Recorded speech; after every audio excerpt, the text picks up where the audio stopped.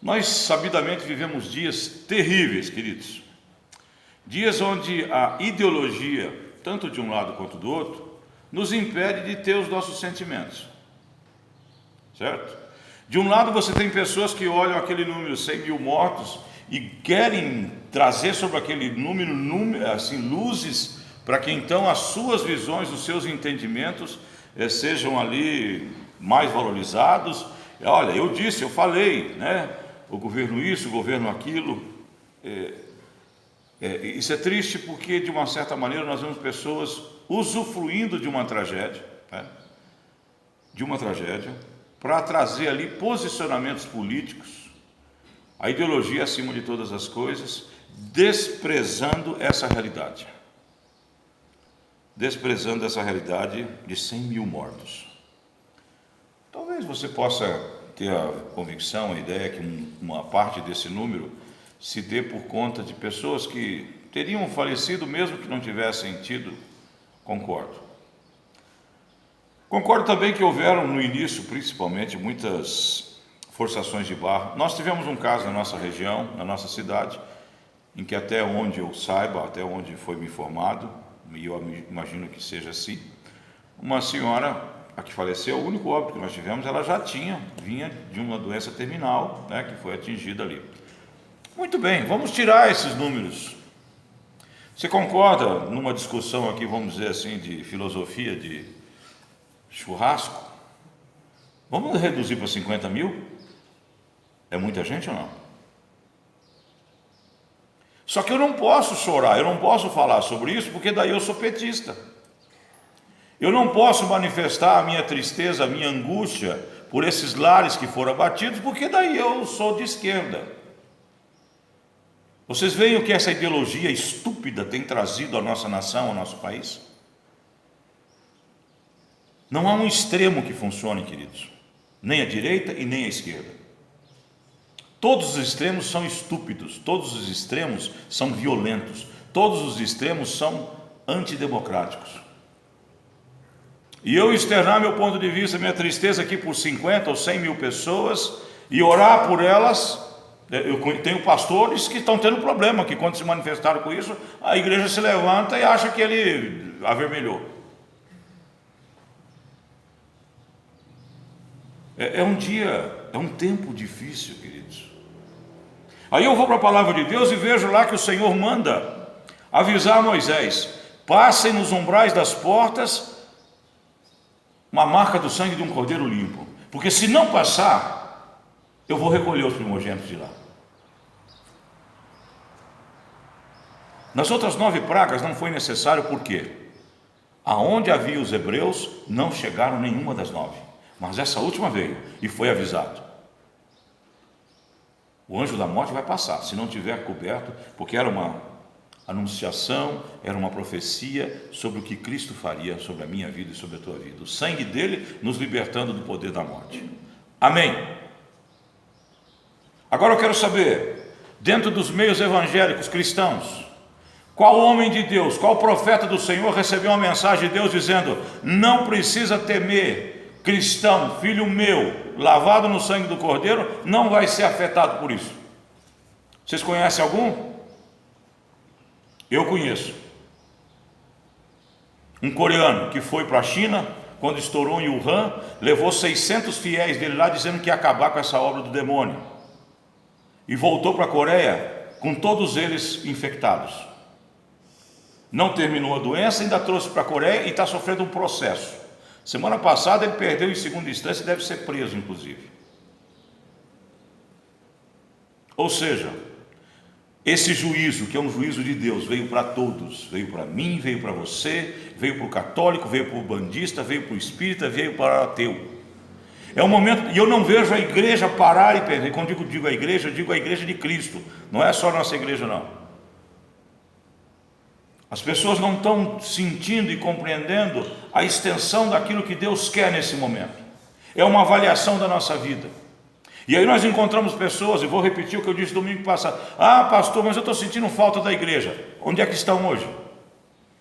Onde é que estavam na live domingo à noite? Eu disse para vocês e vou repetir, queridos, a igreja de Cristo ela vai sair menor do que ela entrou nessa pandemia. Porque aqueles que não têm compromisso, aqueles que não têm amor pelo reino de Deus, que não se preocupam em crescer num momento como esse, estão usando esses dias para tantas coisas, muito menos e bem pouco perto daquilo que Deus gostaria que nós nos aproximássemos da sua palavra, das ministrações do Senhor. Então nós estamos vivendo dias difíceis. E eu choro sim por essas 100 mil, 90 mil, 80 mil, 50 mil vidas. Eu choro porque elas estão sendo ceifadas, porque nós como igreja, muito provavelmente, estamos deixando de fazer aquilo que Deus queria que nós fizéssemos. Todos conhecem aqui meu posicionamento. Há 10 anos eu ensinei para professores aqui sobre a verdade do movimento militar de 64. Há 10 anos eu ensino sobre isso, sobre a história verdadeira, não a história revisionada, não a história feita por ideologias socialistas implantadas na nossa escola. Então eu tenho autoridade de dizer aqui, eu choro por esses 100 mil aqui.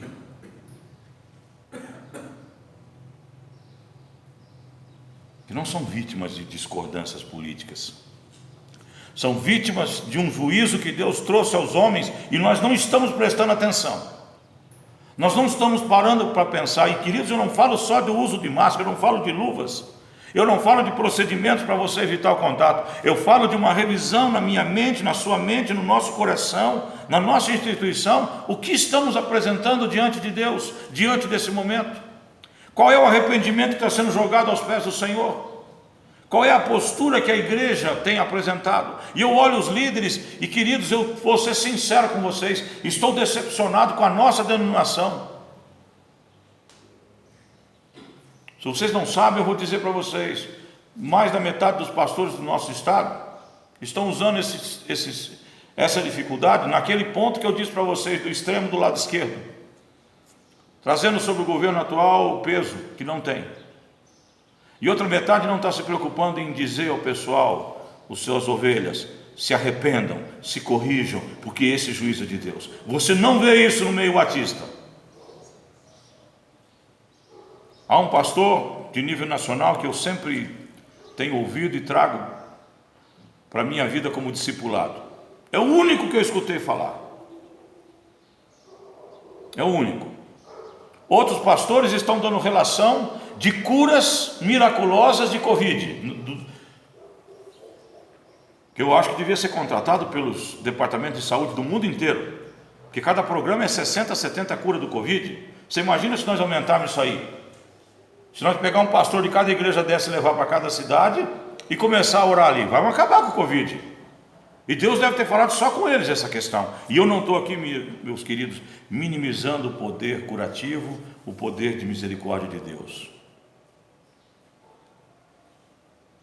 Mas esse momento veio para que a igreja cresça, para que a igreja aprenda, para que a igreja se posicione, para que eu me posicione diante de Deus. Queridos, diante do Senhor, nas orações que eu tenho feito, eu fiz uma lista de coisas que eu quero e peço para Deus que Ele me permita, assim que essa situação terminar, nós podemos colocar em prática. Eu consigo enxergar falhas, omissões, situações que eu poderia ter feito diferente. Eu não tenho vergonha de dizer isso, porque eu sou um ser humano como qualquer um de vocês. Mas a igreja falhou, a igreja está falhando. E eu quero terminar esse momento dizendo para vocês, podem chorar esses 100 mil mortos sim.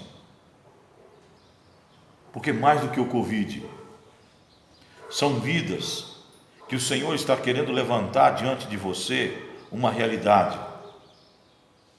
Eu preciso da minha igreja atuante, viva, eficaz, como é a minha palavra. Que nós possamos, queridos, colocar diante de Deus essa situação como ela é, não com paixões socialistas, não com paixões direitistas. Se a direita fosse tão perfeita, eu vou falar igual a Bíblia fala. Se a direita fosse perfeita, não existia a esquerda. E se a esquerda prestasse, não precisava da direita. Vocês entendem o que eu quero dizer?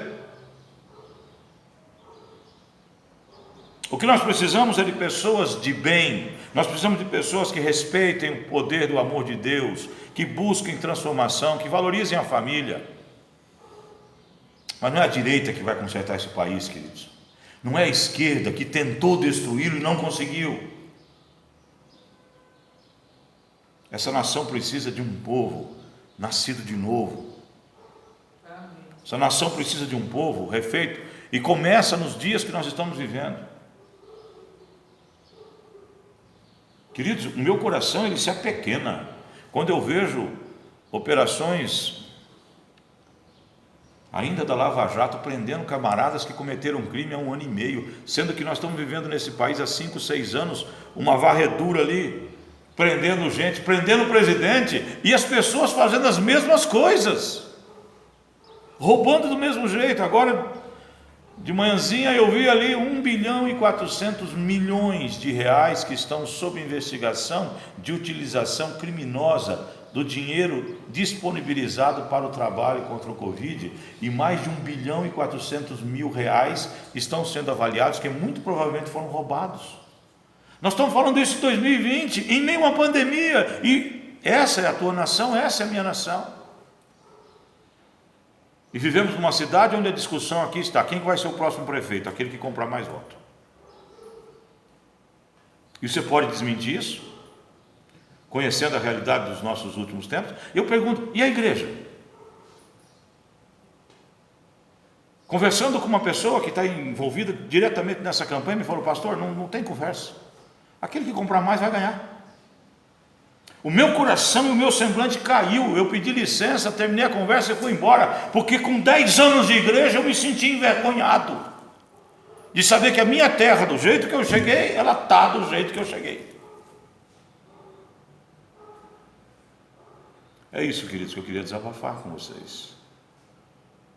E Deus não nos pôs na terra para deixar do jeito que estava. Deus nos colocou a gente aqui para nós sermos os mesmos, e permitimos que aquelas pessoas que estão do nosso lado, que nem têm a Jesus, permaneçam os mesmos. Nós somos chamados para transformar, nós somos chamados para libertar, como instrumentos, como privilégio de servir ao Senhor. Então, queridos, eu queria deixar registrado isso, para que nós pensemos, para que nós meditemos sobre isso. Amém? Amém. Me perdoe a firmeza e a direção, mas é algo que o meu coração está aflito demais. E quando o coração está aflito, não tem nada tão bom quanto louvar e adorar a Deus, né? Então nós vamos entrar aqui no momento de adoração, que haverá uma sequência, né? Nós teremos as nossas 3 canções. Durante a segunda e a terceira, se você quiser trazer seu dízimo, oferta, você tem liberdade, né? E nós agradecemos a Deus, porque essa primeira apresentação será feita por jovens, né? Como disse a Betânia, não que ela não seja jovem, tanto que ela é a regente desse grupo. Mas aqui nós estaremos, né? Como, vamos dizer assim, é o nosso grupo de jovens abaixo de 20 anos, né? Nós temos a alegria de receber o Mateus, de receber aqui também o Daniel, né? E com muita alegria, como uma homenagem aos pais, né? O Claudio Miro está ali, vai se alegrar com certeza.